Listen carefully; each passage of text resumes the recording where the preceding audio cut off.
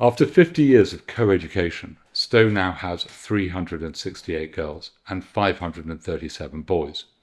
It's a huge evolution since the very first cohort of just 5 girls joined the sixth form in 1974. My name is Vivian Johnston-Smith, and I was one of the first 5 girls coming to Stowe in 1974 when I came as Vivian Slyfield.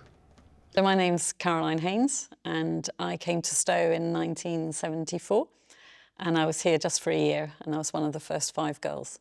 I have very happy memories of mixing in and doing my lessons and enjoying the luxury of the surroundings and the place itself. Hello, I'm Joanna Goodwin, and I've got, good memories and bad memories, but on the whole, they were pretty good. It was pretty scruffy. The boys were pretty scruffy. Think 70s haircuts and no uniform. They just wore tweed coats of any description and some kind of grey or black trousers. We had no uniform, of course, which was just as well because we came on mopeds and it was extremely cold. We all had mopeds because we all had to travel in daily. And we had I think it was an old bike shed that was near the SAN room that we were in. So there was a line of the 5 mopeds, and personally I hated it. I hated driving the moped and being blown about on the road. So, but it was very beautiful. The grounds were in a pretty terrible state. On various afternoons, bands of boys were sent out with George Clark overseeing them to cut down the brambles round the temples and things. I found a real beauty in the fact that it wasn't all pristine. It was almost like you were discovering a temple in the grounds. So the beauty of the place was very much still there, but certainly not polished and well looked after as it is now. So I came basically to change from sciences, which I'd already done, to a more arts-orientated set of A-levels. So I did art A-level with Mr. Dady and I did English with Mr. Stephan. And the only reason I did English was because they wouldn't let me just do art. So having been someone that was absolutely hopeless at English, I ended up doing A-level English. I loved every minute of it because he was very, very charismatic teacher. And I always felt that he was just teaching me. He made us sit at the front. And because he said he wanted to just teach the girls and not worry about the boys. So I'm the only one in my class, so it felt like my own personal lesson. But I did learn a lot from him, and I did manage to get an English A-level, which still surprises me.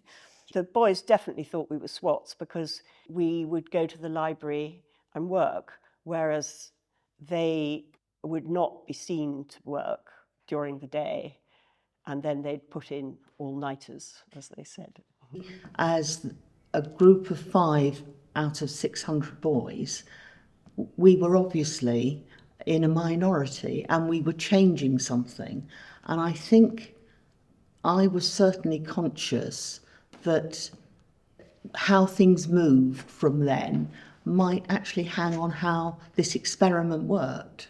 We definitely were on our best behaviour, but it was quite an exciting experiment. I always referred to myself as one of the guinea pig girls. Well, the fact that they now are fully co-ed is quite something. I think one of the things I had to get used to was just being in an environment with that number of boys, having been in a single-sex girls' environment. It was obviously completely different. When I told people outside that I was at Stowe, they were absolutely amazed. And what was quite fun was if friends from other schools came to play matches here, and they would make a point of finding you and saying hello. They thought it was great fun visiting a boys' school where there were just this handful of girls. I'd come from quite a rundown state school, and my peer group there were very bright and were getting sort of straight A's, A-levels and so on, and yet that school didn't really seemed to want you to go to Oxbridge, for example. Nobody was put into Oxbridge. They just assumed that that didn't happen at the school they were. And then I came here and it was very different. Everyone sort of aspired to much more, and the school helped you to aspire to much more. And I thought that was interesting, but I also thought it was unfair because I'd left such bright people the other end who had to make their own way. They didn't have support. I think when I moved on from Stowe to university, I was conscious that I had had a pretty unusual experience. I had had a very privileged experience, both being educated within the independent sector and certainly having 2 years in Stowe, which is phenomenally beautiful. So I think I've carried that with me. It's a real privilege.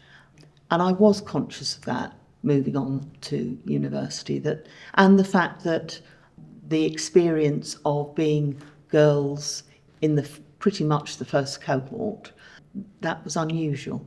50 years on, we prepared to open Bruce as our 7th girls' house, and soon after that our 8th girls' house, Langton.